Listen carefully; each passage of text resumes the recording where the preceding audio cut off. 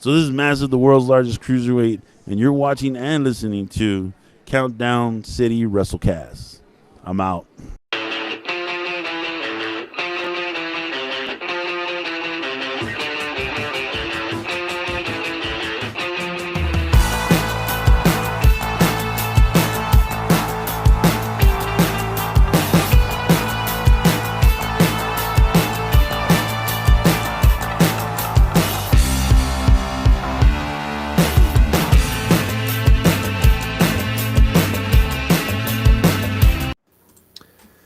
What is up, heels and baby faces? Welcome to another episode of the Countdown City WrestleCast.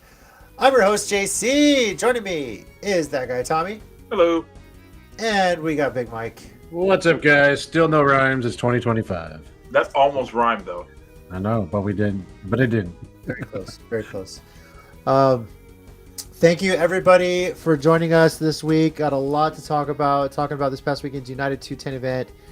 We'll share our thoughts on the recent passings of some huge celebrities, of course, the big one in the world of wrestling, and then talking about both nights of SummerSlam. Yes, it's already time for SummerSlam. It gets earlier and earlier, but hey, Mike, at least it's happening before the kids go back to school, right? I mean, I was just going to say that just like going back to school is getting earlier and earlier each year. So. Look, it could be worse. You could be living in Natalia. Apparently, they go back to school on Monday. The kids do. Yeah. So who hates the children? But then again, they only have a 4-day school week. Why is the Hart family being like that? I don't know. So I see what you did there. Yeah. Nice. I see what you did there. Very nice. Really, Angel Cutie? It's a death match, dude. Come on. Now, in their defense, they only go to school Monday through Thursday in Natalia. They have like a longer school day, and I think a lot of teachers would eventually like to do that. I know a lot of small towns are going to that. Maybe we might get to that point. Who knows? I mean, again, I think they put a survey out one time, and it wasn't quite overwhelming or anything because, yeah, it's still a longer day then. I mean, you get the extra day off, but then you're at school longer. So. Yeah. Real quickly, though, we played that liner for Massive. A happy heavenly birthday to Massive. Miss you every day.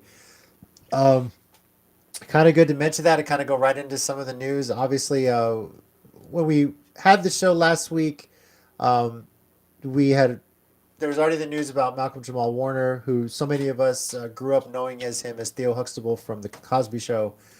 And then there was the passing of Ozzy Osbourne, who, quite frankly, I swear to God, I thought he was never going to die. He's just... The odds were in our favor on that. Yes, it was. It was. I mean, as many times as Ric Flair's kicked out of 2 on the emergency room table, you figured Ozzy would last a little bit longer as well. But anyway, but then, as seems to be a tradition on this show, whenever we have a show, the very next day, some major news things happens in wrestling. It doesn't matter if we have the show on a Tuesday, on a Wednesday, on a Thursday. And that, of course, happened this past Thursday. Hulk Hogan passed away at the age of, what was he, 78? No. Wasn't it 71? 71. I'm thinking of Ozzy. Ozzy was 78. Basically, this he had some heart issues. People thought a month ago, there was reports of him being in a coma that he had passed. Yeah. Obviously, he was okay. Yeah. But still was heavily dealing with some cardiac issues, and he passed away. It's been, needless to say, a very, I guess you say, mixed reaction in the social media and the wrestling world about his passing. Very polarizing figure.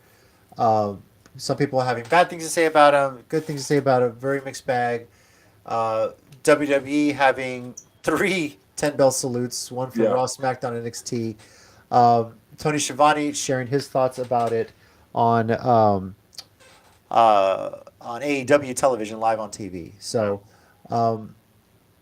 now, Mike, we'll start with you. You having been following wrestling longer than any of us here, you really, I mean, you and I grew up in the 80s, but you were like so hardcore into it. Watching all those WrestleManias that he main evented growing up. What are your thoughts on the passing of Hulk Hogan? I guess what are some things you're going to remember the most about him? I mean, I remember everything. I mean, I was a huge Hulkamaniac as a kid, and obviously you can't deny what a huge effect he has on wrestling. You could argue he may have had the biggest effect and the biggest impact on wrestling as it is today. That being said, it's kind of a mixed bag, and I think a lot of people said it a lot more where I'm at. Like, you can't deny what he did, and I'm never going to revel or enjoy the death of a human being. Like, that's not the way I was raised or the way I am. But at the same time, it's kind of hard to ignore kind of who he was, or what he was kind of exposed to be later in his life. And then I'm not even talking about the politics part, like taking that out of it, the kind of things he was found to be said, like the racist things and all this. It's kind of hard to separate that. So, again, I'm not going to revel or enjoy someone passing away. But you gotta take it as the whole bag. And he was a huge figure. I mean, like I said, growing up as a kid, he was everything in wrestling. I remember even though the internet was just kind of starting to be a thing where there were like message boards and stuff, the turn to the NWO was a huge deal.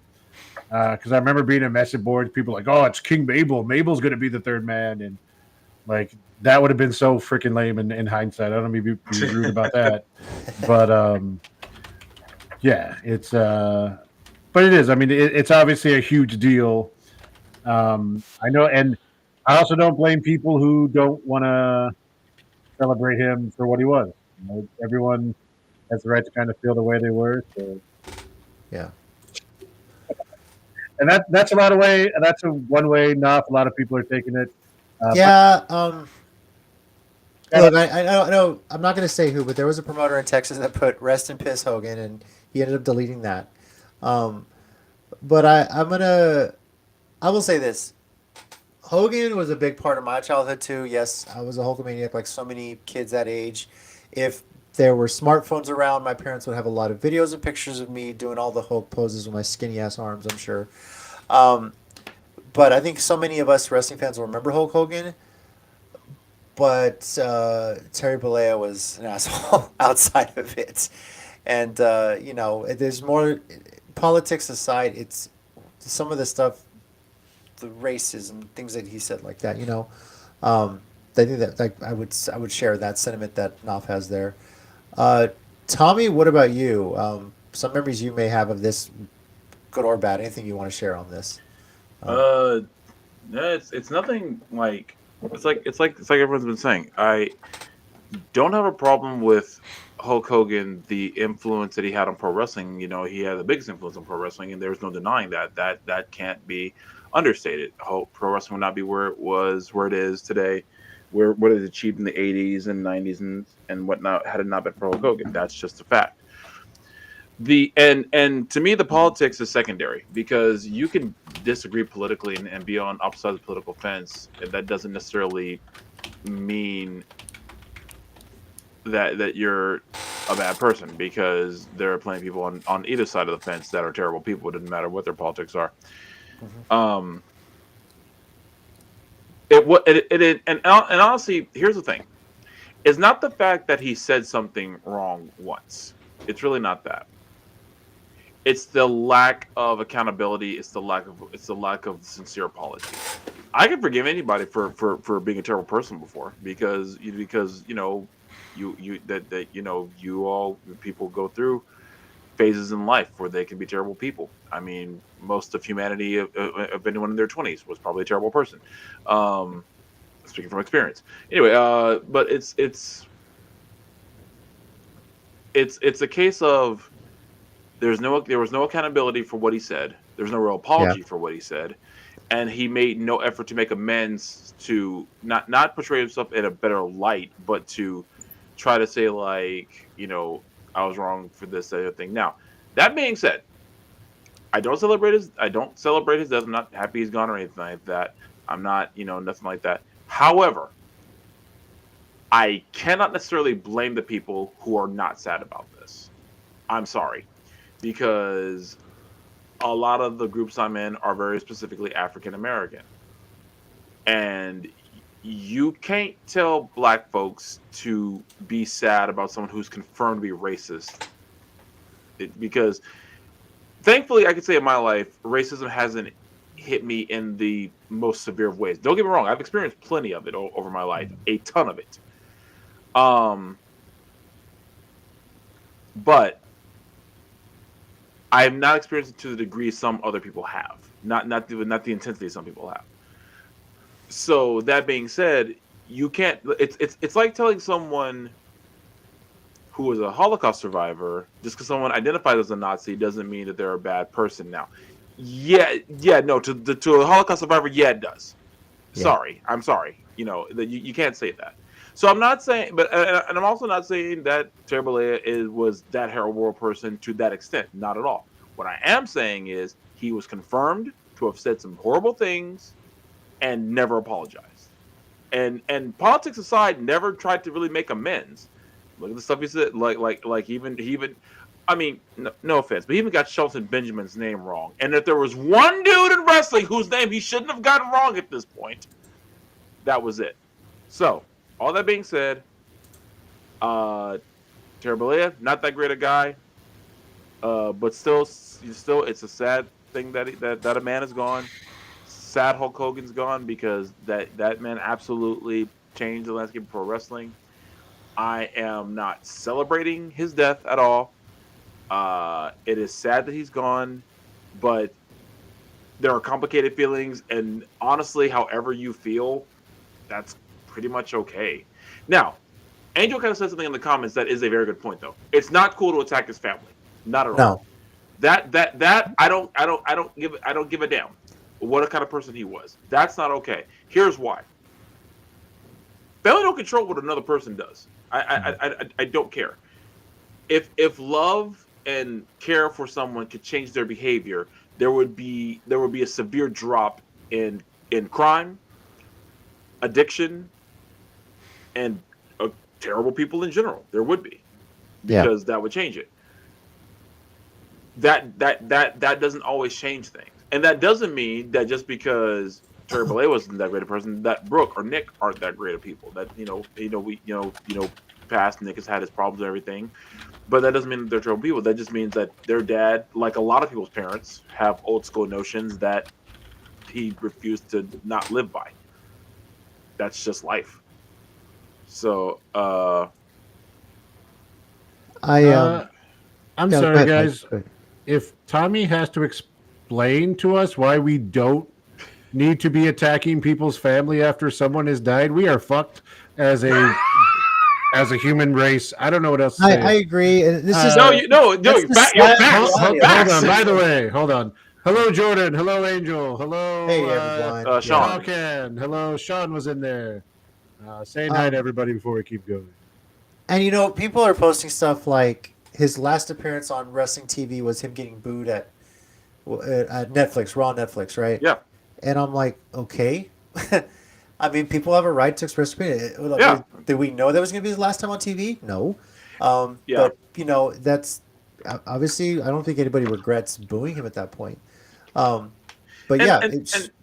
Should people be going after his family? Obviously not. No, they're grieving.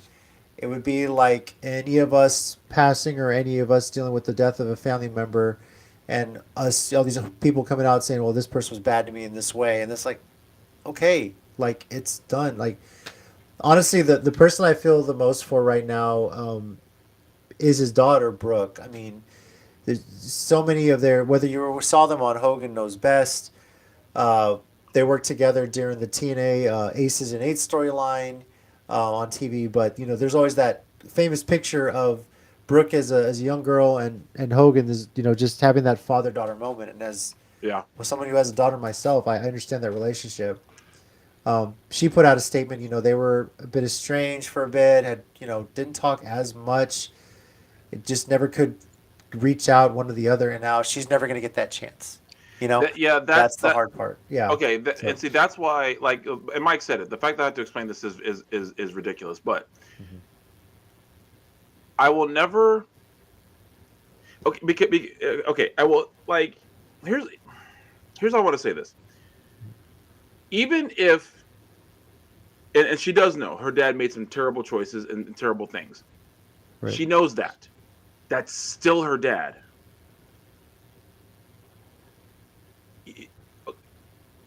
my dad was in Vietnam, was a soldier, and I'm sure there are some people who have horrible opinions even to this day about soldiers who are in Vietnam. Yeah. They probably do.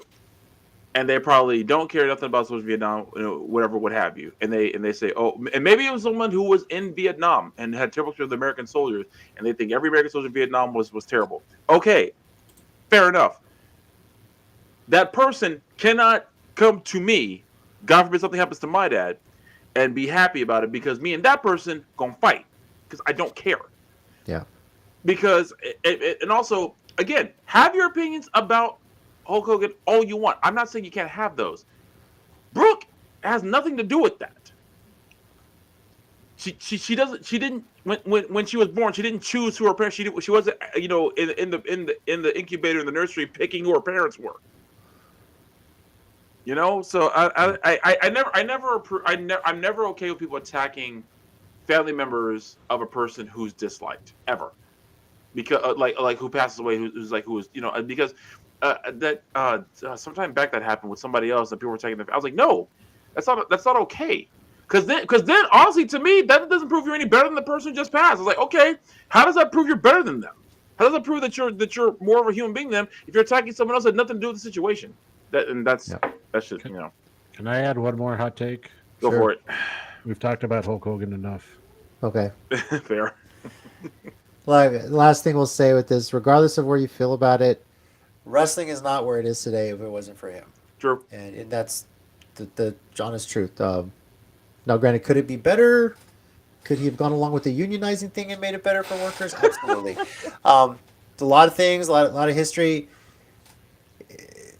Things he shaped where it is, and wherever you are, I mean, whether you're on the stage for a 10-bell salute or not, I think that should be left up to the individual wrestlers if they want to be out there for that. Obviously referencing the New Day, I don't think any of them made an appearance on the stage for that, for good reason, I would say. But it is crazy. I don't know how many more of these legends from our childhood are left. It's the reality that we're getting older. There's so many that have passed on. Well, I mean, for my end, when Malcolm Jamal Warner passed, someone posted a picture of Malcolm Jamal Warner, Yeah.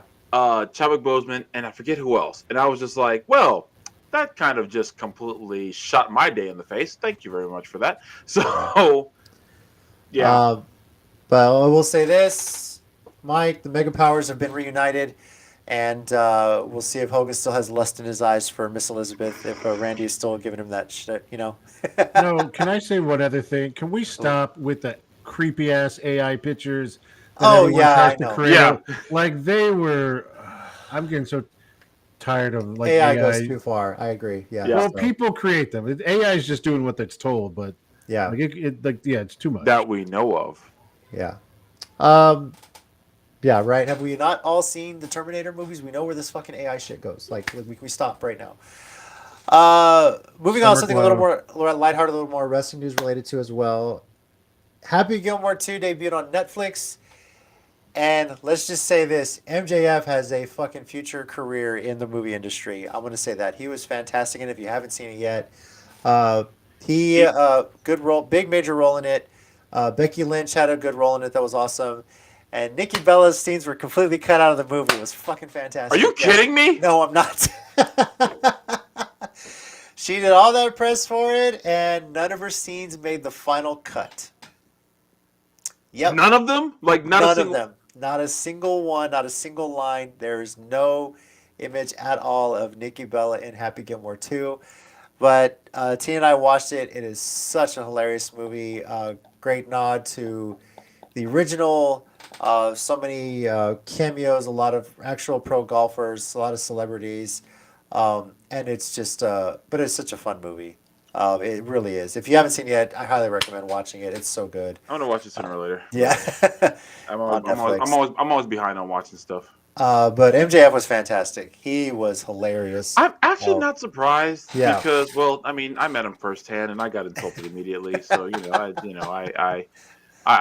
know his comedic like that. I really do feel like we are gonna talk about him like I forget who said it. It's like in 20 years we're gonna hate how much we owe MJF. It all said. Yeah.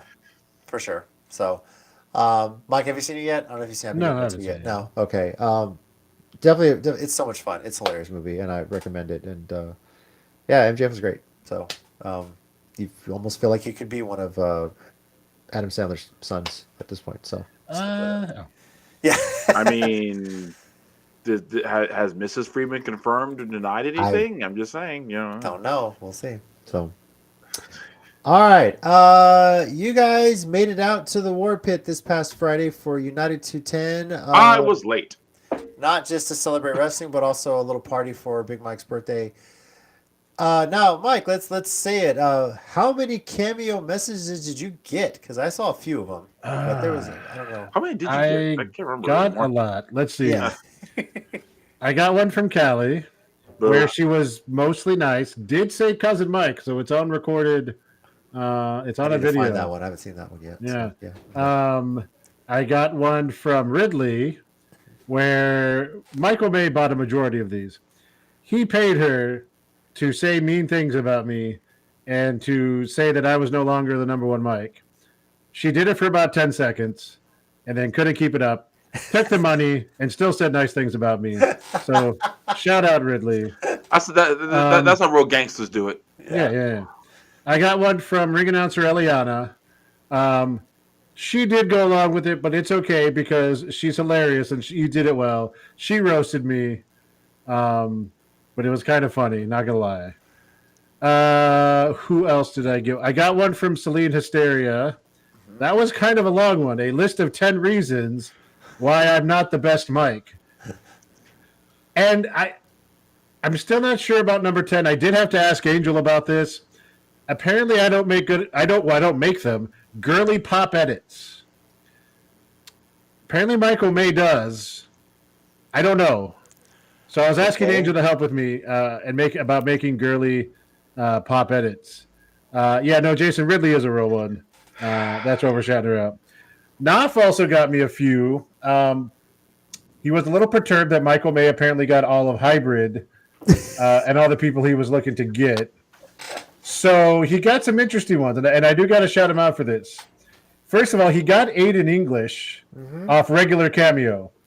And so Big Mike Day is a thing, and I am down with that 100%. Then he got Alejandra, which I was not expecting because she's not on Cameo, so that was they had to message her to get that, and that was cool because obviously a big fan. He also got JL, who is currently pregnant, and apparently channeled her old BOW self. And just went in on me like no other. I had a little tear in my eye, not from sadness or crying. Like I miss seeing her from the shows. By the way, she's having a boy with Garrett Borden. They shared the gender reveal that's awesome. video on her stuff. So I even told her I can't wait for baby boy JL to come back and bully me the way she does too. So it's a boy. Uncle Darby Allen's going to teach him all sorts of stuff. No kidding. Cross Maybe your the arms middle like name will be Michael. And then we're going to be on the roof, and JL's going to be like, Darby! Like, hey, JL, we were just teaching a coffin drop. Get off the roof, okay? We're doing it. Darby, no ladder. We're doing a tandem jump, Yeah, so. And Sting's up there with a cane. Okay, listen, up there. So, hey, Grandpa, what are you doing up there?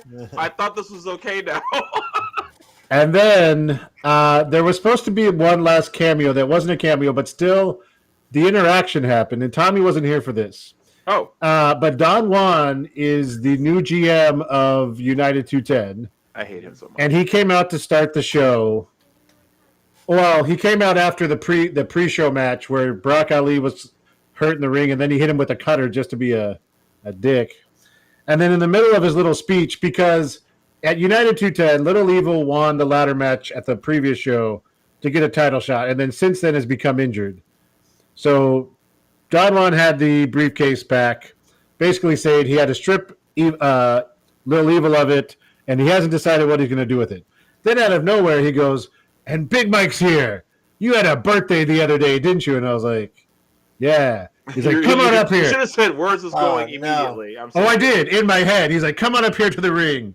And at first I was like, no. He's like, no, come on. And by the way, there are now 4 security guards that surround Don Juan as he comes. So they were trying to open the ropes for me, and I got right until to the steps. He goes, hold on. No one cares about your birthday. Go sit down. And I was like, up yours. And yeah, so that was apparently supposed to be another cameo, but he couldn't get it done. So he did it live and in person. So, which is almost worse. Anyway, a little bit, because I really was scared where it was going for a second. So Yeah. he wouldn't give you a cutter. It's not like he hates you as much as he hates me. I'm sorry. Do you think that he has some sort of moral code of like, oh, I won't cut Big Mike, but Tommy, like, he gives a shit. Look at everything he's done since he's returned. You know what? You're right. I stand corrected. Because also the idea of Donald with a moral code almost made me burst out laughing, because that's the funniest joke I think I've heard in my entire life.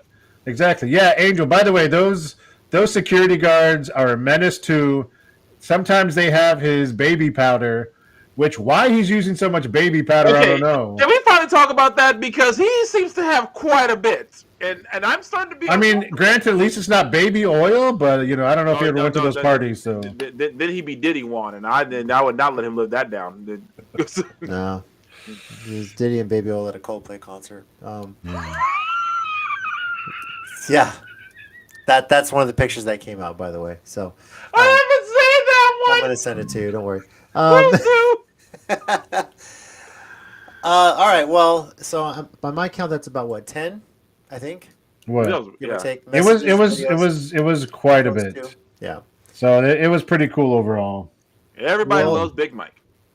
Well, half of them were roasting me or saying mean things, but yeah, we'll go. They care enough to do it. To make a message deep down. They really do love you. That's what it's about. So, all right.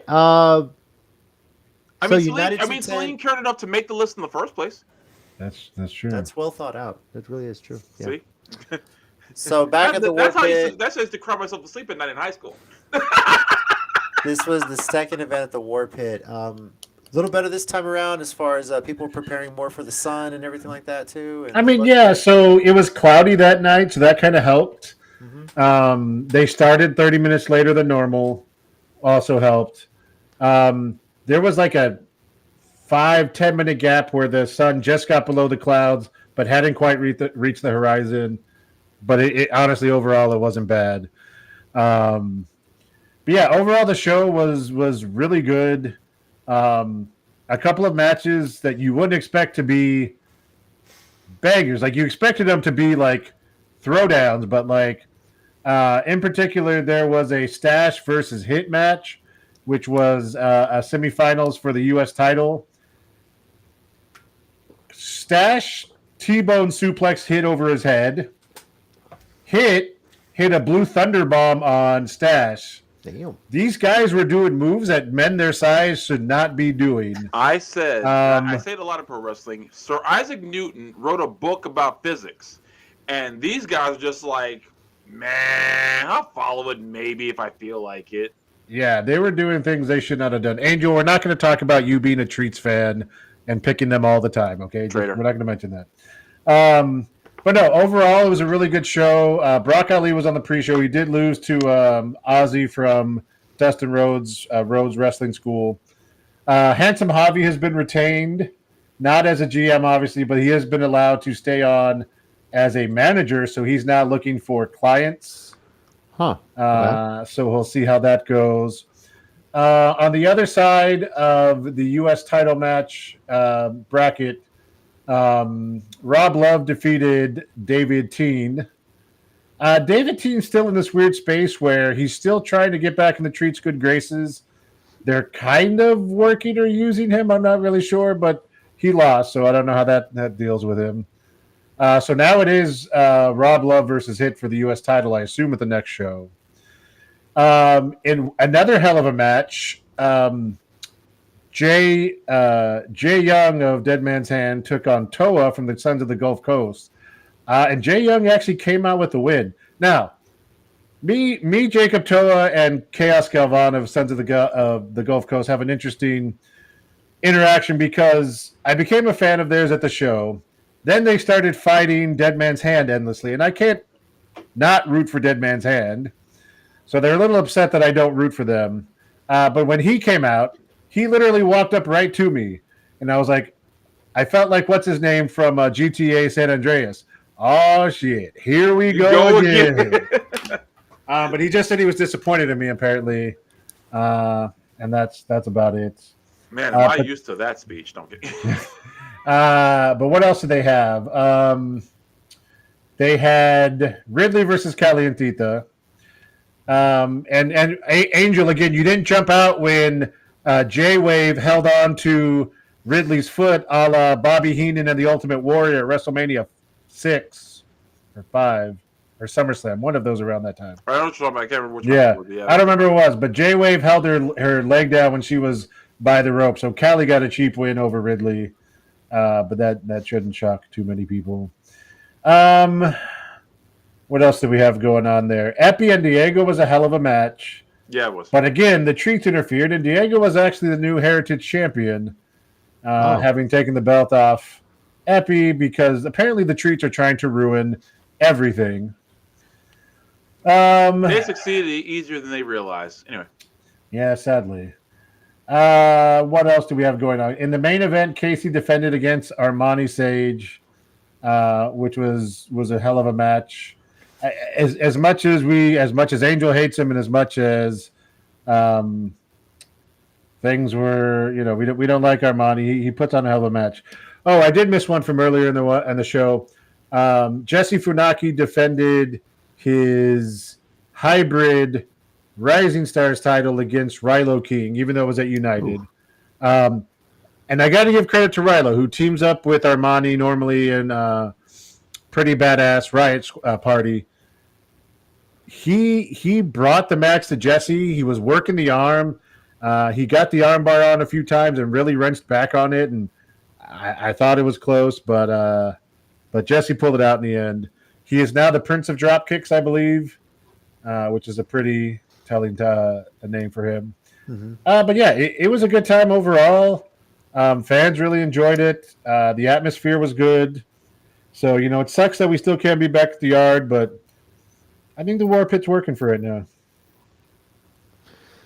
Yeah, I'm from all the feedback I've heard about it, nothing against the yard, but maybe this is a great venue, something they should just stick around for, It seems like it, yeah. Did they announce the next date for the next United 210 show there, by the way? Yeah, it's August. Is it the one before Hybrid, like the 14th maybe? Well, Hybrid said theirs is the 16th or the 15th. I can't remember. 16th, I think, for Hybrid, because that's a Saturday. I think it's called Payday. Okay. But I think United had already posted their next show a while ago. That's not it. We'll check it. If you're in the chat and if you know, let us know. But I know United has announced their August show. Yeah, I can't find it. Okay. But I know RCW's next one September 14th. 15th. Okay, Angel 15th. There we go. So United 210 is the 15th, and then Hybrid would be the 16th. Okay, then yeah, there we go. Yeah. Okay. Thanks, Angel. Yeah. There were a few other shows over the weekend. I know Tommy, you attended a few. Mike, you did as well, right? Mike and I both were at Pro Wrestling Element. Okay. Right. So we went to a PWE show, which was like a free show if you donated to the Humane Society. A lot of hybrid people, some other people, but they brought in as the main kind of attraction Tommy Dreamer. And originally, apparently, it was supposed to be Tommy Dreamer versus Marvel for the RCW title. And I showed up to that one about 2 matches late. I did miss a couple at that one. But apparently, the Treats got involved at the beginning of the show. The Kingdom came out to back up Dreamer. And they turned the main event into a 6-man, which was Don Juan, Marvel, and Callie versus Tommy Dreamer, Jesse Funaki, and Ridley Thorne, which was a hell of a main event in the end. Yeah. But really good matches across the board. Troy Markham, who's really associated with PWE, that's kind of on his thing. He came out to the Avengers theme, which was kind of funny. Dun, dun, dun, dun, dun, dun. Yeah. He came out to the Power Rangers theme before too, and he's like the biggest nerd who I have never seen openly admit it I've ever seen in my life, which is hilarious to me. Oh, Angel, I missed Anna Kadash. Did anything interesting happen with her bunny hat or anything? I don't remember. Let us know in the chat. I think she lost to Emmy, unfortunately, because Emmy's a Camacho and they probably cheated. And there was like 47 of them. Yeah, but there were some title changes. By the way, Diego also won. What was it? The PWE No, What is that called? one of the PWE titles. So basically, he has now become Diego three belts, Renee maybe 2.5. One of those is the tag title. So the funny thing was, after the show, we were around him and talking a little bit, and he had 2 belts over his shoulder and a third one in his hand. He's like, 3 belts. I have so many, I don't know what to do. And I was just like, oh well, ask Casey. He has 5, and he was like, really, dude, really? I was like, well, I mean, someone's got the knowledge there, so someone had to tell him. But they had some good matches overall. Like that one was a pretty good match. The main event was fun. Tommy Dreamer almost hit Callie with the pile driver, which I don't necessarily condone, but Tommy was really excited about that. I completely condone it, and I didn't get it. Yeah. My day was ruined immediately. I'm just gonna say it like that. But Marvel did take some kendo stick shots from Dreamer, and then J-Wave took Tommy Dreamer's Dusty Rhodes elbow from all 3, Dreamer, Thorne, and Funaki all at the same time. So Good. It was pretty fun. There was a gauntlet match at the beginning that I missed. George Wolf from Laredo won, and then he came in, threw himself into a match for what was called the PWE Dungeon title, and he's their new champ. So I don't know all the PWE titles offhand. We know David Teen was one of their champions. That's the one Diego won, because when we interviewed him several months ago, he brought it up. So, but it was a fun show overall, and like we had a blast, and for basically donating dog food, it was pretty cool. Before we move on from that, though, Mike, you forgot the biggest one: Casey versus Jonathan Gresham. Oh shit! Yeah. How did I forget that? Yes, well, dude, saving the best for last. All the highlights I've seen, fantastic, dude. Yeah. What I say. Okay, so you know how when a crowd is like not as vocal, it's a bad thing. No, dude, we were just watching because this match was just like a masterclass. It's like what I said to Mike was like, anyone else get you an arm bar? It's like, oh no, it's an arm bar. Jonathan Gresham get you an arm bar. You're like, I'm not gonna have that in the same place it was when the night started. Am I? By the time you're through with me. And I think the best clip that may have been shared is when they just started going back and forth with the forearms. Dude, I mean, like a fight forever for it felt like a good 2 minutes. Yeah, they were just going back and forth at each other. And Casey pulled out the win with a tap out. Was like a Boston Crab. We were like a San Antonio Crab. What is this? Yeah, but it was a hell of an impressive match. I cannot stress enough how good Jonathan Gresham is, because he's just that damn good. And I hate people who don't like technical wrestlers like him, who accuse him of being boring. I'm like, no, that's bull. He's fantastic. You just don't appreciate a good wrestler. Anyway. Yeah, but I mean, again, like it was an odd thing because it didn't feel like the show was very well publicized or promoted. We heard about it months ago. Then we didn't hear anything for a long time. At one time, Mr. Kennedy was supposed to be on it, but apparently that fell through. And then it was like the last week before the show that it kind of started popping up again. But again, excuse me, for what it was worth, for just donating to the Humane Society, well worth it. Great show. Yeah, for sure. Pretty awesome. All right. Well, let's get into what is... Oh, real quick. I did go to Dog Pound later. Oh. Like it was. Sorry. No, you're good. But it was a great show. Brandon Groom won the Dog Pound Championship, and he won it because Tommy Dreamer showed up and helped him win. I forget you told us that later. So Tommy Dreamer did 2 shows in one night. So after PW, I jumped in my car, hop on 10, just go up to Dog Pound, which is that Big's Burger joint. And I'm watching the show. The show's great, by the way. Like when I got there, having fun. I got to see a lot of people there, and of course I missed some of the matches too. And actually, yep, Jordan's right. Tiffany Nieves was there, which is always a good thing whenever she's anywhere. Which Bigs was this one at, by the way? The one by UTSA. Okay. One across the UTSA. That's I think they have some kind of deal over there because they're always at that one in that back party room. Yeah. So Brandon Groom is challenging Frank Stone, and Frank Stone's group Destruction Revives or some I can't. Did you say like Legacy or something or something like that? Yeah, the Devastation Revised or Rebirth. Something I don't know what they're called. But AJ Ferrara got kicked out because the referee caught him trying to interfere. But Marovic was still out. But then as Marovic was interfering while the referee was down, Tommy Drew's music hits. And I'm like, I laughed because I thought to myself, he could have just gotten in the car with me if he was going to come over here.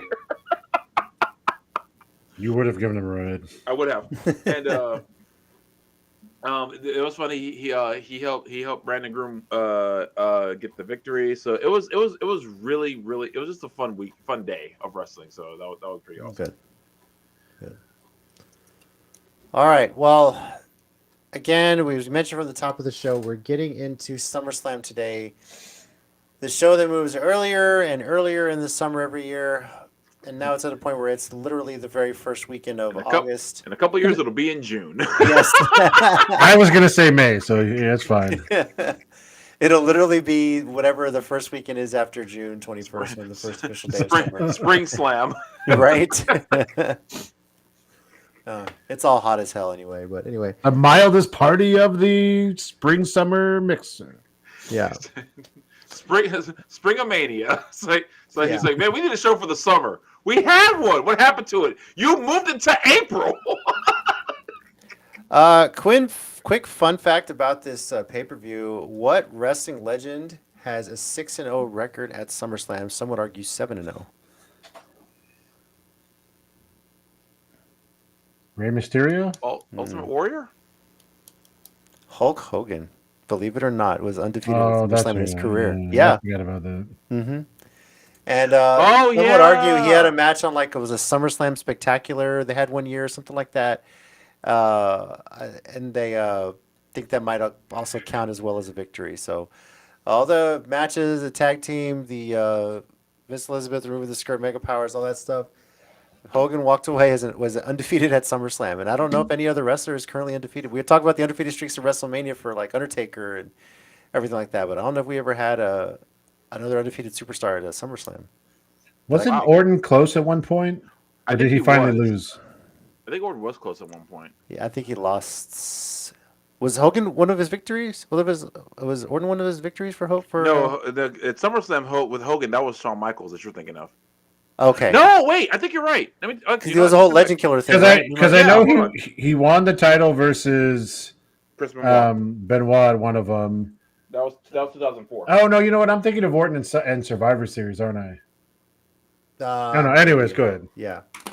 So it's just one of those things. I was like, when it's not like we know what the matches are going on, so we can talk about others. Yeah, and the funny part is, I was starting to think about this when Shawn and Hogan happened. I was like, I wonder if Hogan's undefeated at SummerSlam. And I actually researched it. I was like, oh my God, yeah, he is. And that they never made a big deal about it, like undefeated at SummerSlam, Hulk Hogan. Well, because it wasn't it wasn't a long period of time. It was like 6, like you said, or whatever. And he'd been around for 12, 13 years.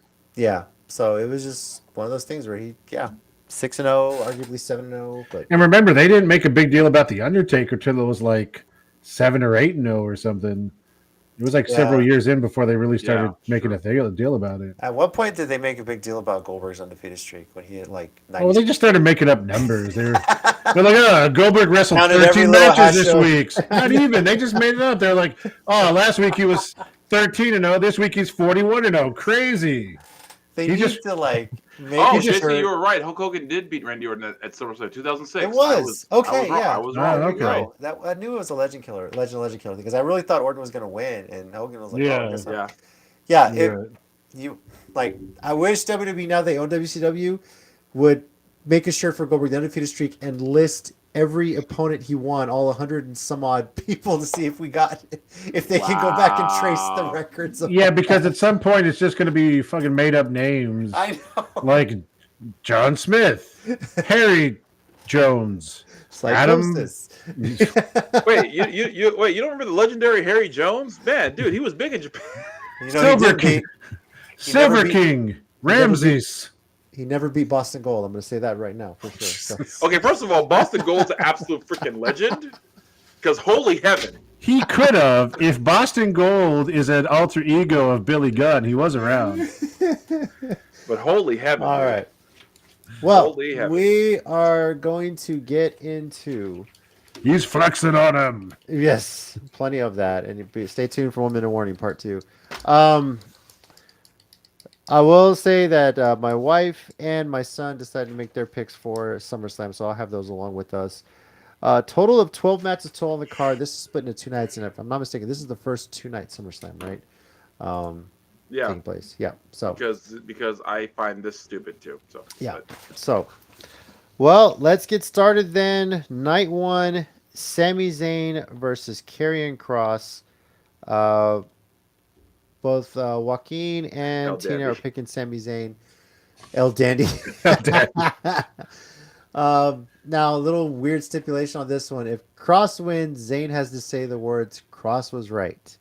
And if Zayn wins, Kross must say the words, I was wrong about Sami Zayn. So, wow. Yeah. The stakes in this match. Woo! Yay.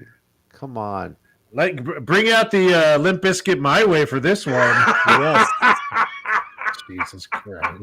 Sorry. I'm trying to think. What was the song that was played for the Miz and Cena thing? Or was it You Can Hate Me Now? Play that one too, right? Oh, that was damn, what was the name of that song? But I know what you're talking about. Yeah. Yeah. So, all right. I'm also thinking of Always by Saliva, which is another one of my favorite video packages. Ooh, So that's one of my favorite songs. But Yeah. mine too. So all right, Mike. What you got on this one? Sami Zayn. You okay? Tommy? I'm actually going Karrion Kross. Okay. I just have a feeling on this one. Now they're gonna push him finally. That's part of my feeling. Also because I feel like they can't release him now. Yeah, I don't know, Tommy. See LA Knight for a reasonable. Actually, that's a really good point. Yeah, but I'll stick with my. I'll follow my sword on this one. It wouldn't be the first time. So. Well, then follow the sword. Also, which sword? Yeah, which one? The one you have today? Well, yeah, because today, for those who don't know, who are watching us listening to us on Spotify, hey, cheap plug. I have Yoru from One Piece, the sword of Draco Mihawk. So yeah, it's a rather impressive sword. Bless you. Thank you for that. Appreciate it. That's what I heard. I'm going with Sami Zayn on this one as well. You know, real quick. You know what's funny? I love that I said the actual name, but I didn't think about. I could have just made up a name. Y'all would have known the difference. Not at all. This one, no. Not a chance. You could have said anything. But the only reason I did is because I'm like scared to death that some One Piece fan is listening and will watch and be like, "How dare he get that wrong?" One Piece fans are scary. You could have been like. You could have called it Boston Gold for all I care. I would have just run with it. So. You could have called it the blade of unholy. I want a Boston Gold sword. I might have to make a Boston Gold sword. You could have called it the blade of unholy continents, and I would have been like, "Yeah, sure." That sounds like a badass sword. Hold on, I'm about to use that for a story. That sounded really cool. Damn. Well, as long as it's not incontinent, so yeah, that's where I was going with this. Find that aisle at Walmart. All right. Roman Reigns and Jey Uso versus Braun Breaker and Bronson Reed. Tommy, who you got on this one? Okay, here's my thing. Would they make Roman Reigns lose again after he already lost at Mania? That's the defining question I have for this. And my answer is no. I'm going Roman Reigns and Jey Uso. Okay. So are Joaquin and Tina, by the way, if they're going Roman and Jey Uso.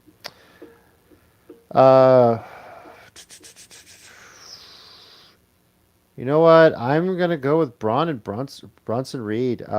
Mainly because I feel like if you're trying to build up this little faction Seth Rollins has going, and you're just gonna have him lose to Roman and Jey, no one's gonna take him seriously. So I'm gonna go with. Real quick, Jordan, for real? I didn't know Layla Graven had an album coming up. I know she's sang, but okay. Cool. Mike, who you got? I'm gonna go with you. I'm gonna go with Braun and Bronson for the same reason. Like, you got to make them credible at some point, especially with Seth being out for potentially. We'll see if that's all a smokescreen. But Smokescreen, superstar. All right, Randy Orton and Jelly Roll versus Logan Paul and Drew McIntyre? Question mark. Now, okay. Here's what we know. Okay. It's been reported Drew McIntyre is stuck back in the UK. Passport issues. Gone to take care of it. Apparently, there was an issue with his passport. He got stranded there. His wife was able to make it back, but he's stuck there, and there's a very good chance he does not make it into New York in time for night one of SummerSlam.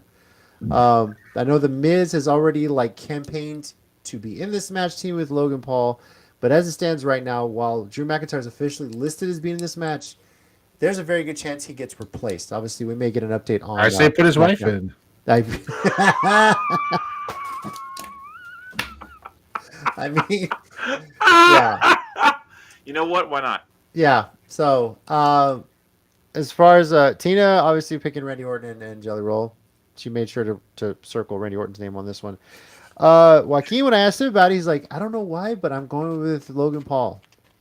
That's literally Jade, my son's words. He seems to think Logan Paul's going to walk away with the victory. He's being influenced, man. Probably. So, I'm going to go with Orton and Jelly Roll. I think the uncertainty with who Logan Paul's partner is going to be is an issue.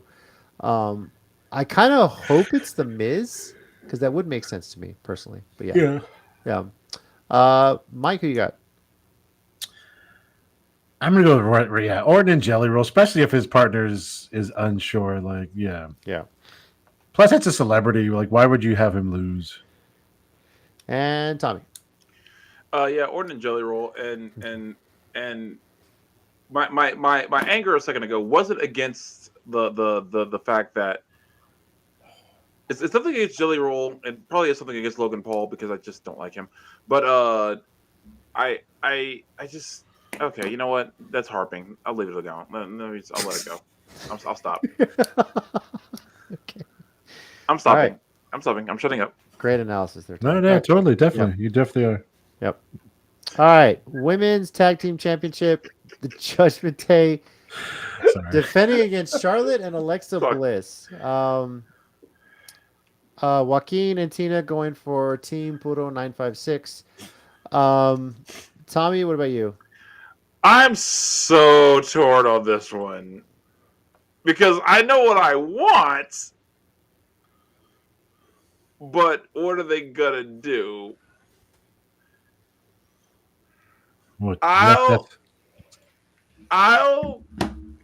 Okay, what I want is Judgment Day, but I gotta go with what I think is gonna happen. So I'll pick Charlotte and Alexa Bliss. All right. With no confidence in this pick whatsoever, by the way. I'll be okay if I'm wrong. Okay. Mike. See, I'm kind of in a similar mind as Tommy is with this because long term, I want the Judgment Day to be holding the women's titles when Liv comes back for that story. But that could also be a long time. So there is a possibility of them losing them and then getting them back closer to her return. That's what I was thinking too, though. The Charlotte Alexa Bliss thing is interesting because I do think, and they talked about this after Evolution, that it is helping Charlotte become a little more likable as a character. That being said, I think I'm going to stick with Judgment Day for right now. I mean, to be fair, who can't be likable when Alexa Bliss is doing her thing, So. Yeah, this is kind of the whole MJF and Adam Cole storyline in a way, Yeah, and I can't lie, JC. This is the match I've been waiting for you to pick since we started. Okay, look. The last time, I feel like this was a few weeks ago. Last time we talked about this and they were in a Voss advertise like, look, I love Alexa Bliss, but I really don't want to see Charlotte get another championship belt. Remember that? I don't understand. Why you want to see that for the 800th time? Because, God forbid Mercedes Moné gets 8 belts. That's even though half of them are on the indies, that's too much. Anyway. Yeah. Sorry, we're talking about. So, Love Alexa, but I'm sticking with Team 956 on this one. Going with the Judgment Day. I don't know why. I just Damn, Knopf. not for winning Fight Me. And I said, I hate Charlotte. Damn. I don't know. I can't. I don't think. I think people would boo the hell out of Charlotte winning another championship belt in New York. With Alexa there? They'd boo Charlotte. They'd cheer Alexa. You know, I know what you're saying, but how are you going to do that if they're both holding the titles? I have no idea. Well, they see, will no, find they a way. It's but freaking seriously, New York. they cheered her at Evolution though, Charlotte. They did. So That's true. So I'm thinking this plan of putting her with Alexa, which was I'm assuming had to be the plan all along, is working. That's what I'm saying. Yeah, that's what I'm saying. I think the era of booing her is slowly passing for now. There's a very good possibility I change my pick by the end of the show. I'm just throwing this out there right now. But I'm just wait, has that been an option all these years? I don't know, but it's kind of back and forth for me. That's how back and forth this has been in my mind. You're like waiting to see what I'm picking. So is my brain. I have no freaking clue. So is my brain. You know what? I gave a laugh at that statement because again, as a writer, I can't wait. Everyone says to me, I can't wait to see what you write next. Shit, fool me neither. Yeah. Math question. Uh-oh. Which team has the tallest combined height?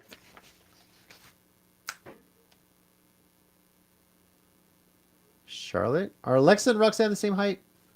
I thought so. Is Alexa shorter? Well, she's 5 feet of fury. Angel, where do you fit in on this? What do you think? Well, just like a closest without going over kind of. Tell us, Chad. Who is the taller combined tag team? Well, they're all both Roxanne and Alexa are taller than Callie, so that's not a good measurement there. Math narf. Yeah, narf. I want to say combined height is Raquel and Roxanne. I think so, because I think Raquel is a little bit taller than Charlotte. Because Raquel Charlotte was a little taller. Ooh, this is a good one then. I don't have an answer. I just wanted to know. I know Charlotte was a volleyball player, so I figured she was taller. Screw it. I'm looking up their heights. Thanks. Oh yeah. I didn't graduate. Jesus Christ. Damn it, no. Okay. All right. I'm looking it up. Wait, let you know if you didn't graduate? I thought you He's said like, chat, let me know what the answer is. That's I know. That's hilarious. All right. Okay, so I'm already on cage match. Raquel is 6 foot. Damn. I mean, okay. You could have Googled their names. I was already on cage match. Okay, fair enough. I just right because I was already on the SummerSlam thing. Okay, how tall is Raquel? Sponsor of Tommy's portion of the podcast. She's 6 feet even. Raquel is. Roxanne is 5'1". Alexa Bliss is 5'1". Charlotte is 5'10". So it's Raquel and well, I don't know because Angel says Charlotte and Alexa combined at 10 feet 11 inches. No, that's right. Yeah, that's Angel, right. Angel says 11 foot 1 for the team. Yeah, so you can't do math, Angel. Good job, Angel. Good job, Angel. For the next school year. Congratulations. Good job. Oh no, Jason, you are wrong. It is Raquel and Roxanne by a couple hairs. Well, depends on the hairstyle. Are we counting the big robe that Charlotte's going to come out with when? Because that's wildly unfair because those robes are easily 8 foot each. So yeah, that's true. Okay, they have their own tour bus. During the entrances, Charlotte and Alexa during the match. Okay, that's fair. That's fair. Okay, we'll go with that. Also, guys, during the entrances. I just had a crazy realization. What's that? We are slowly becoming like a WWE show. The amount of time we actually spend on wrestling compared to the amount of time we spend on other stuff. We don't talk about sponsors near enough. I mean, if we had them, we freaking would. Oh, if we had them, I would work them in. I don't even care. Yeah, we're getting paid. We're on Spotify now. Be wearing my Slim Jim shirt and. All right. Moving on. WWE Women's Championship. Tiffany Stratton defending against Jade Cargill. Joaquin picking Jade.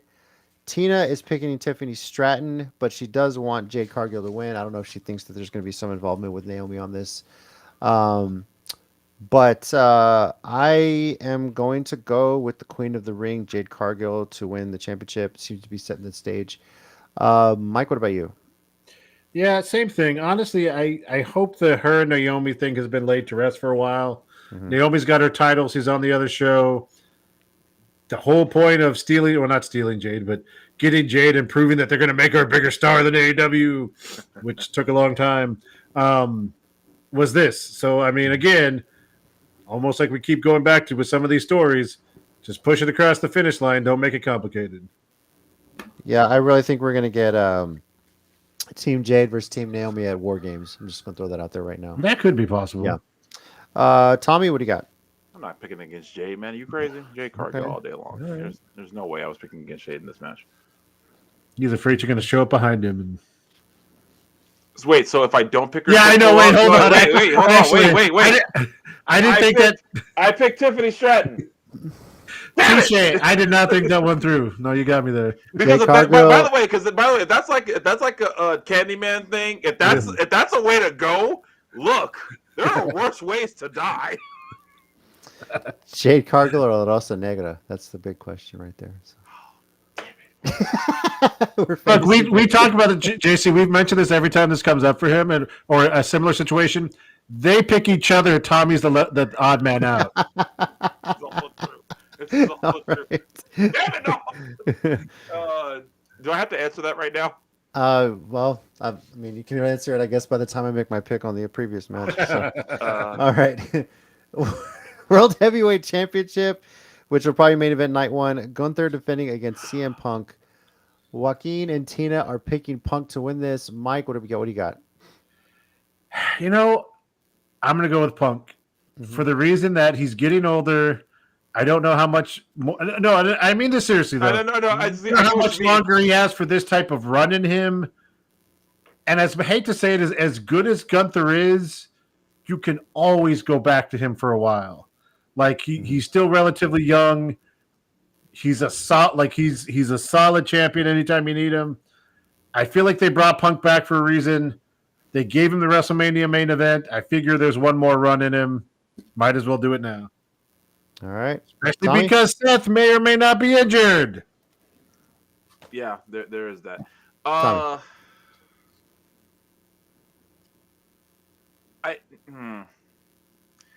I gotta go Gunther. I really do. I Because feel you hate Punk right now. no that I mean still partially yes. Although I've kind of tapered off on that. I mean that seriously. I've kind of tapered off on that. But it's like it's. I feel like this will be another.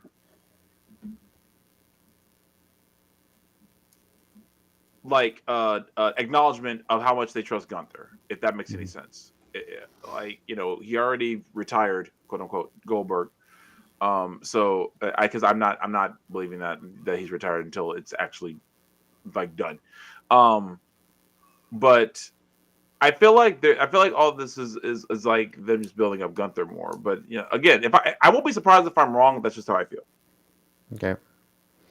Regarding my pick, I'm going to quote my son when I asked him, who are you picking, Gunther or CM Punk? His exact words were, the best in the world, CM Punk. So, Angel, be quiet, please.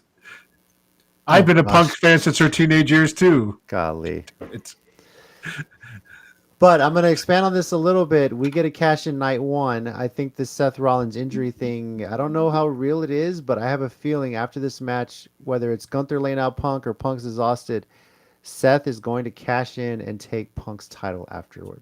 That's what I think we get, a night one cash in. And Lord knows how that leads into night two. So, but I'm pretty sure the crowd at night one is going to freaking enjoy it so much. Yeah. So, yeah. All right. On to night two of this. Starting with the Women's Intercontinental Championship, Becky Lynch defending against Lyra Valkyria. This is a no DQ, no count out, last chance match. If Lynch wins, Lyra can no longer challenge for the title as long as Becky Lynch is champion. Tina is picking Becky Lynch. Joaquin is picking Lyra Valkyria. Mike, who you got? It's got to be Lyra, right? Like, in all fairness, Becky's done an amazing job of kind of bringing her character up. Like, the storyline's been good. Bayley helped out in that. Like, but it's got to be, you know, I don't say this like jokingly, but like Becky's got to that point where she doesn't need the title anymore. And beating her should be a big deal. So it's got to be Lyra now. All right. I'm going with Lyra as well. Tommy, what about you? Yeah, it's got to be Lyra. It's Lyra. What you guys said. Okay. It's not that I'm over this feud. It's just that they could do so much more with it, that's what's getting me. There could be more done with this feud that they're clearly not. Right. But Angel, I think you need to go to sleep because you also misspelled bird. Bird lady. Bird Now lady. when you misspelled heaven earlier, I was gonna let that slide till you pointed out, but you misspelled bird. You need to go to sleep. Never seems to misspell any of the Texas Treats name. Just saying. Because you hurt Mike when you do the math stuff wrong. You're hurting me now when you get the English stuff wrong. And I can let a lot of things slide, but bird, there's 4 letters in it. None of them Summer repeat. vacation's almost over. Once the school year starts, she's got to be back on her game. So I'm just going to try and defend her a little bit here. All right. United States Championship in a steel cage match. Solo Sikoa defending against Jacob Fatu. Joaquin is picking Solo Sikoa, and Tina literally put down, "I don't care." That was her exact words for this. Yeah. She is just annoyed with these whole former bloodline, everything storyline. Is just like, gosh, move on already. We get it. You're related. You're fighting. That's basically, Oh my God, you're related. You're yes, get in line. What Mexican family hasn't had a fight between themselves before? We know how this works. Okay. She get very careful saying that. That's why they keep booking all the Mexican and Hispanic wrestlers to fight each other because of that kind of logic right there. I know. So Tina doesn't really care about this one. Joaquin is picking Solo. I'm going with Jacob Fatu, being that it's in a cage. That's where I'm going with this one. Mike, what about you? I'm going to go with Fatu too. Well, no, and because he's meant for more than the U.S. title. Like I think he should be beyond that. Okay. The LA Knight for any previous comments that I might have. You know what? She hates Samoa. No, she doesn't hate Samoa. She's just sick of the stupid bloodline, the former bloodline storyline. Like, God. You know what? I'm gonna go with Sikoa because JC Mateo does something amazing to Fatu and puts him away for Solo. Nice. That's just my way to get Cobb in there. So. All right, Tommy, what about you? I'm gonna go with Fatu. Okay. But again, if I'm wrong, whatever. By the way, that was a funny comment. I think it was a Comic-Con. CM Punk asked Jey Uso if there's going to be 3 Royal Rumbles this coming year: 1 men's, 1 women's, and 1 Samoan. And Jey Uso kind of got a laugh out of it. I don't know if you guys have seen that from the panel. I haven't seen that yet, Yeah, but honestly, that's not the worst idea I've ever heard. Just call it the Bloodline Rumble. Yeah, Tina, what's your pick? I don't care. All right. That's exactly. Intercontinental Championship: Dominic Mysterio defending against AJ Styles. Joaquin is picking the phenomenal one, AJ Styles. We're so excited to see it, TNA, by the way. And Tina wants AJ to win, but she really thinks Dom Mysterio is going to retain after all this stuff going on. So, Mike, what do you got?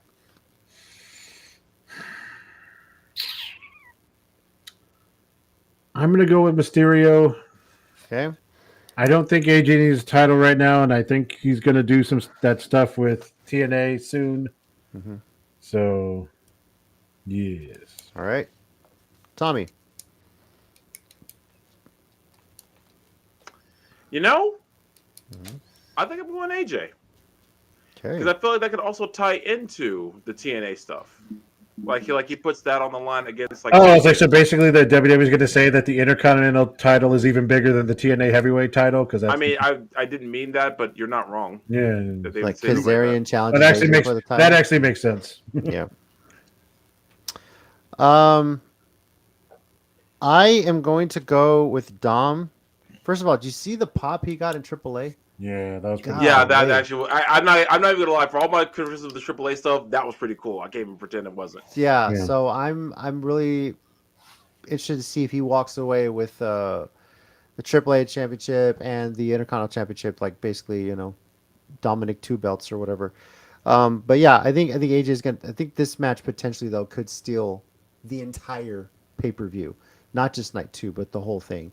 I think it's going to be a pretty amazing match, and but I think Dom retains one way or another. He's going to figure, cheat to win if he has to. But yeah, I think that's where it goes from there. So. Oh, so basically, no matter what, there's going to be a double champion who's also has the Intercontinental belt, no matter what. So, I mean, yeah. So, I'm pretty sure AJ is going to get a match, and probably, hopefully, for Bound for Glory, and maybe it's Kazarian or something. I don't know. We'll see what they do on the TNA side of things.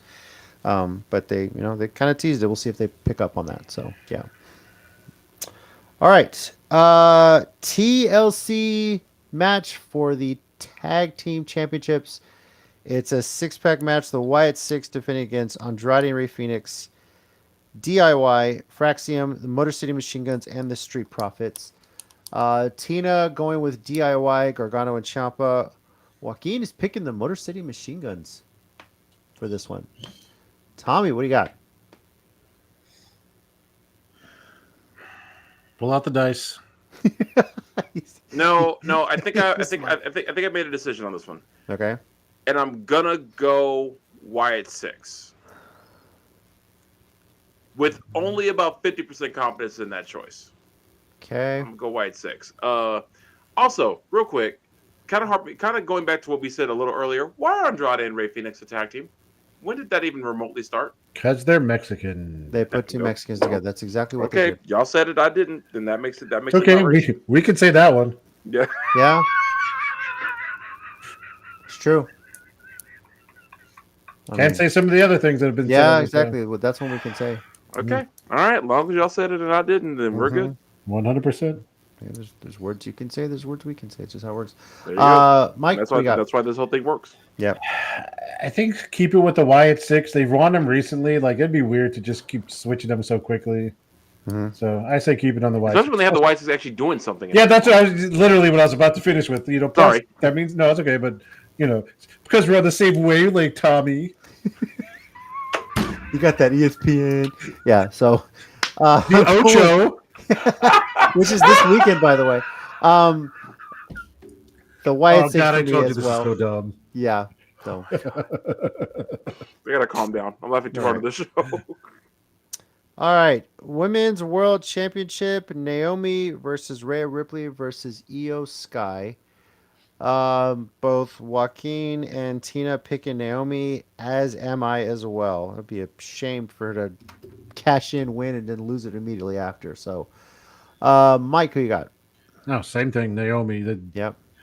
Again, like I say this repeatedly, but like I thought they messed up the storyline when they chose her to turn over Bianca, and I was 100% wrong. Yeah, I actually I was with you on that one. I was like, man, she's killed this character. Oh like, yeah, it's been 100%. amazing. So yeah, no, keep it on her for a while. All right, and tell me, I'm assuming you should pick the same thing. So. Yeah, let me check my skin color real quick. Yeah, I picked Naomi. No, I'm kidding. I'm kidding. But seriously, Naomi, because but you're also into anime and you like goth chicks, so it wasn't that easy of a choice. Okay, if we're gonna go that route, then this was way hard for me to pick than you think. Like, okay, because so he doesn't discriminate. That's all I got from that. So yeah, exactly. All I can say is whoever put this match together in the booking, thank you, because apparently they clearly read my letter to Santa. And I did not apologize for that at all.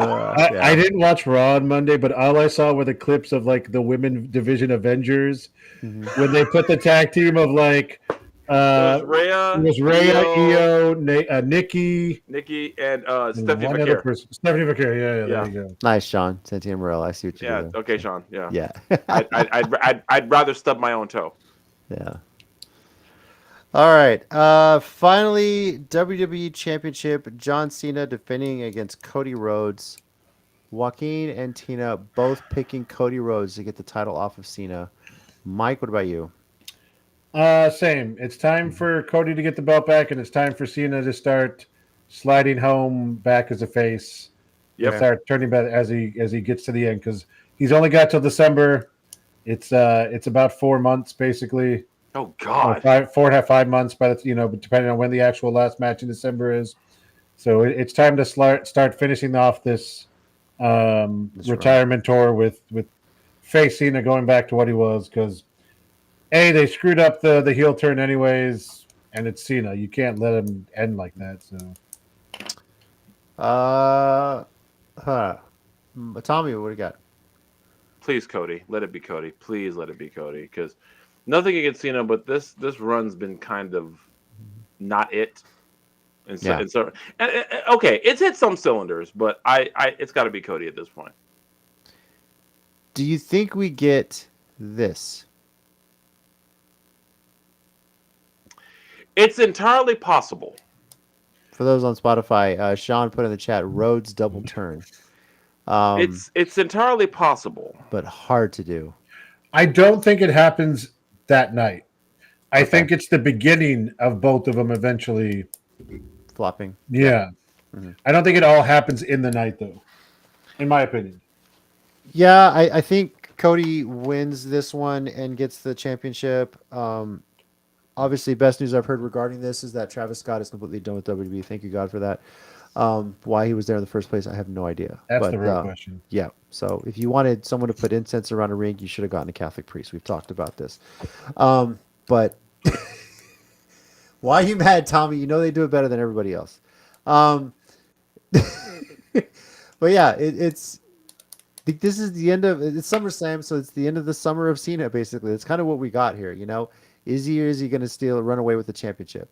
And I think it'd be great for Cody to get it. Yes, eventually we do get heel Cody, which would be pretty fantastic to see. Homelander Cody. Homelander, dude. He started that in AEW. So he did. That is true. That is true. Maybe we see that around Halloween or something like that. So we'll see. All right. Night 1 and night 2 of SummerSlam, Saturday, August 2nd and Sunday, August 3rd, starting at 5 p.m. Central Time. 5 p.m. Central Time, guys. Early night. Pre-show, I'm assuming, is starting around 4 o'clock. Taking place at MetLife Stadium in East Rutherford, New Jersey. It'll be viewable on Peacock in the United States, Netflix everywhere else. So, yeah. Angel, I'm at a hotel. There's a Bible right next to me. I'm pretty sure it's placed by the Gideons. They always do that. So you can probably see that inscription, somewhere. Yeah. All right. And with that, let's move into our 1 minute warning segment here. Mike, do you have something this week? Oh, I do. All right. Do you need the time for this? You sharing something? No, don't need the timer for this. Okay. I'll wait till you're done there. I'm sorry. I'm not sharing something. I just don't really want the timer. Okay, fine. Well, have at it, sir. Ready? Go for it. All right. Naf, I told you to be paying attention earlier. I see you still there in the chat. Sorry. And here it is. It's time for us to share all the info about stuff. So here it goes. Guys, go watch the Tall Can episode featuring with Mission Pro Spotlight. Which is Angel in the chat, who I'm currently not talking to at the moment, and Dora. It was a fun episode. Even though Angel is technically underage, she cussed a lot. She did not drink. We all made sure that, including Naf. But it was a fun show. They did a whole bunch of stuff. There were several questions asked. We asked her about pre-cal. We asked her about Armani Sage, amongst other things. So yeah, go check it out if you haven't done so far. It is always a fun watch with Knopf, and Stash is his co-host. Stash himself, man, is just hilarious. That dude is great, and they had a good time. So go check that out for our friends from Mission Pro Spotlight and Talk and Listening. All right. Tommy, you got something this week?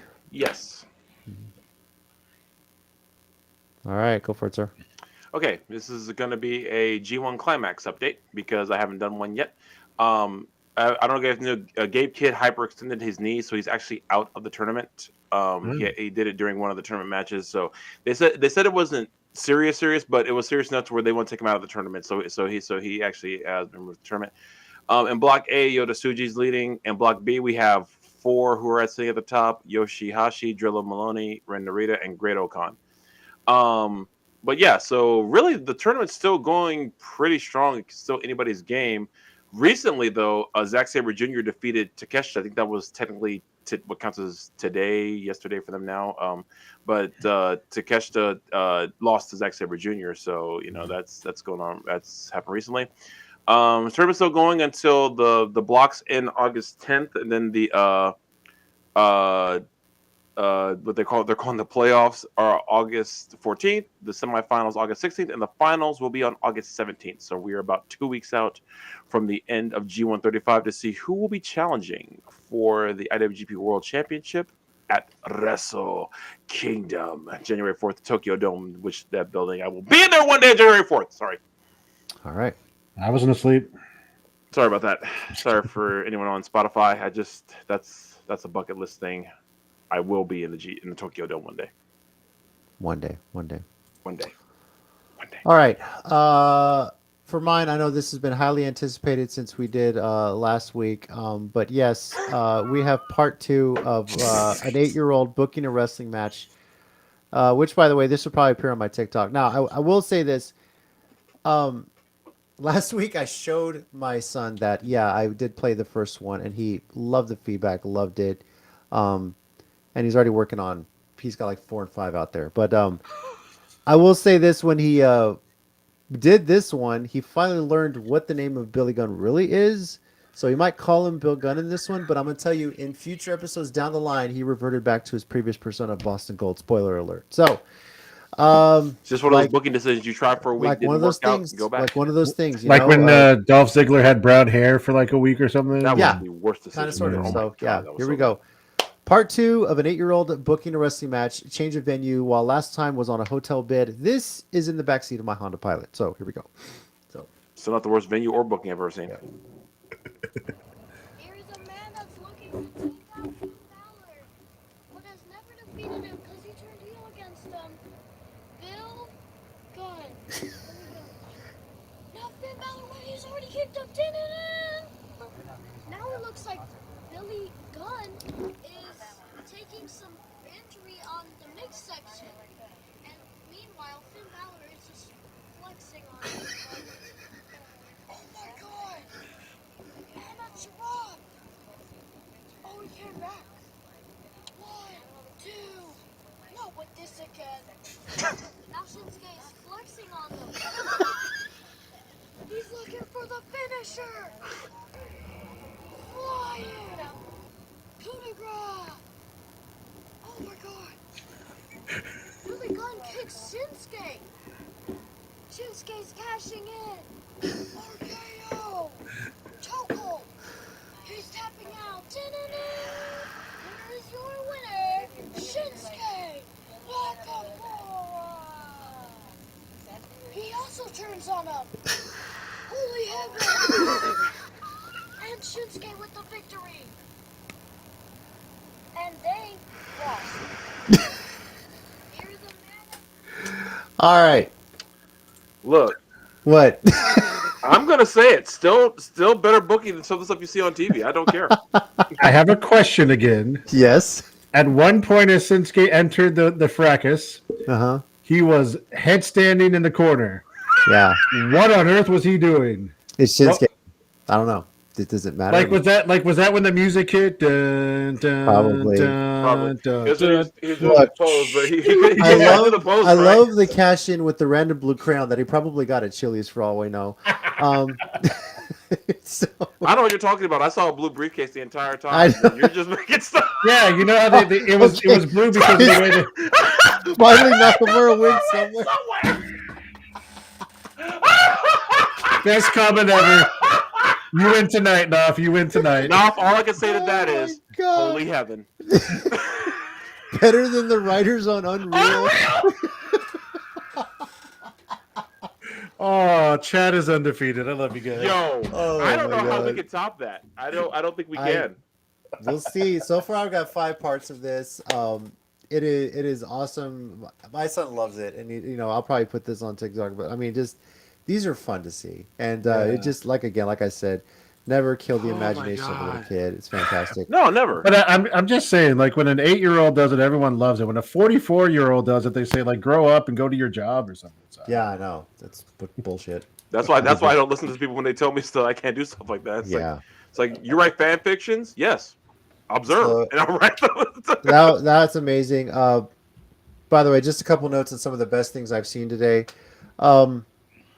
The fact that the Young Bucks were, when they came for their match, they introduced him as already being in the ring. I don't know if you guys saw this on Dynamite tonight. Oh, I missed that. oh, I didn't see So Dynamite. already in the ring, they Matt and Nick Jackson.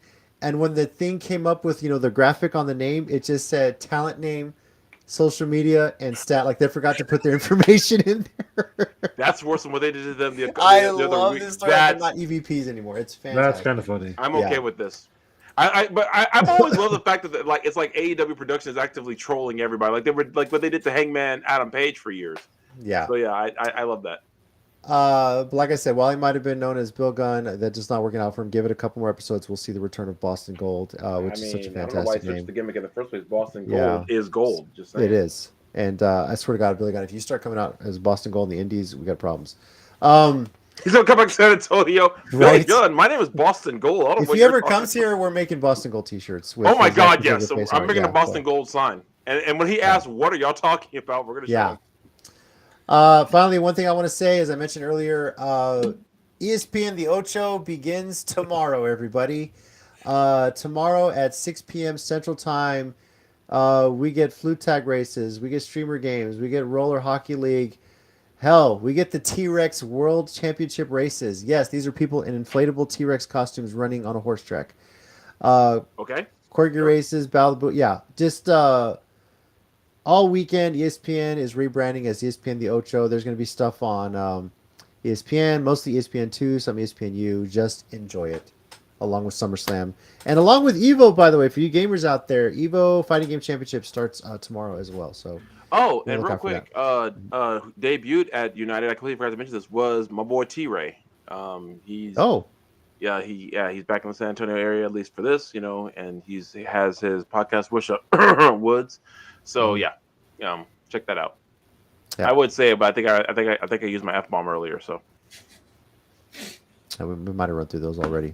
Yeah. You can say Holy Heaven. Yeah. SummerSlam, Saturday and Sunday, August 2nd and 3rd, 5 p.m. Central Time from MetLife Stadium in East Rutherford, New Jersey. Watch it on Peacock domestically, Netflix Holy heaven. internationally. Holy. Next week, we will recap SummerSlam and share our thoughts on night 1, night 2, see where it goes from there.